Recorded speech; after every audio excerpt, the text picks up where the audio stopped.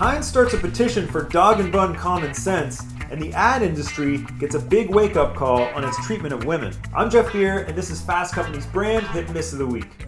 The miss this week goes to the entire advertising industry.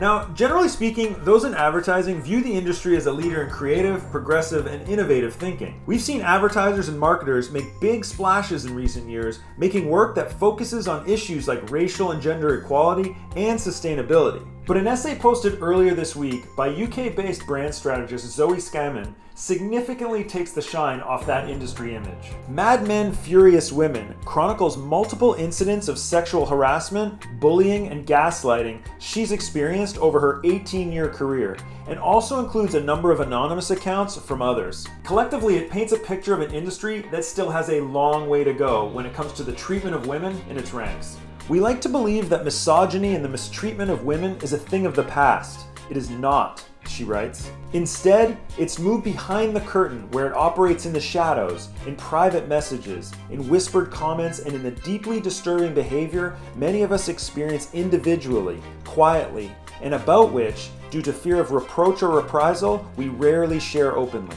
In late 2017, around the same time Hollywood was in the midst of its own Me Too reckoning, an anonymous Instagram account called Diet Madison Avenue began sharing accusations of sexual harassment and mistreatment in the ad industry. It named names and called out executives who had recently been fired from major agencies.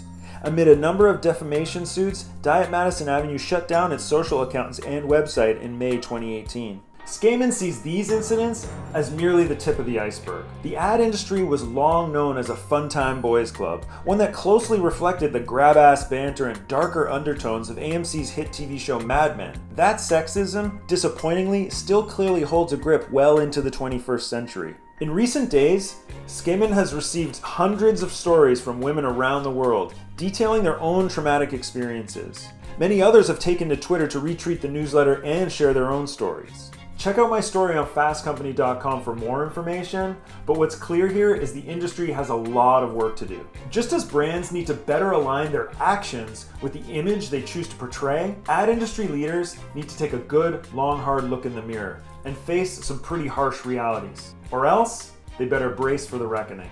This week's hit goes to Heinz. The ketchup brand has decided to take on one of the more enduring, confusing, and controversial issues of our time. The fact that hot dogs are sold in packages of 10, while hot dog buns are sold in packages of 12. It's absurd. And it's an absurdity perpetuated for decades. Now Heinz has started a petition to end the madness, asking you to sign on to encourage the folks at Big Wiener and Big Buns to find a compromise. This is just the latest in a long line of fun brand creativity from Heinz.